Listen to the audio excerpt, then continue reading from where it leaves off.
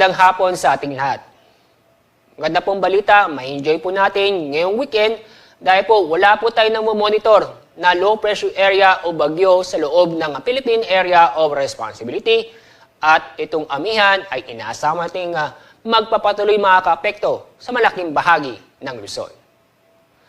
At sa magiging laga na panahon bukas, dahil sa amihan at shear line, itong Cagayan Valley, Aurora, Quezon at kasama na rin ang Bicol Region ay makakaranas po ng maulap na kalangitan na may tsansa ng mga kalat-kalat na pagulan at thunderstorm.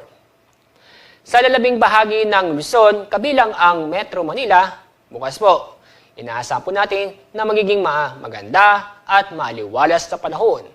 Halos buong araw po magiging bahagyang maulap ang kalangitan.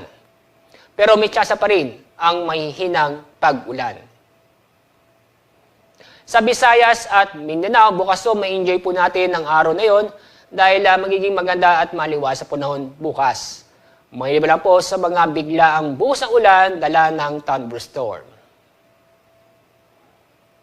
Dahil sa malakas na amihan, may tsansa po na matataas ng alon sa mga baybaying dagat sa malaking bahagi ng Luzon.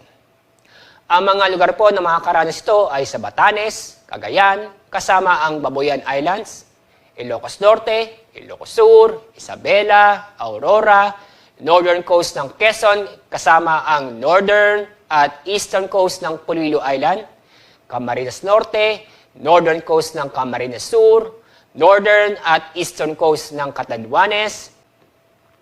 Dahil dito, pinagbabawal po namin ang ating mga kababayan na pumalawat sa mga lugar nito para sa ating kaligtasan.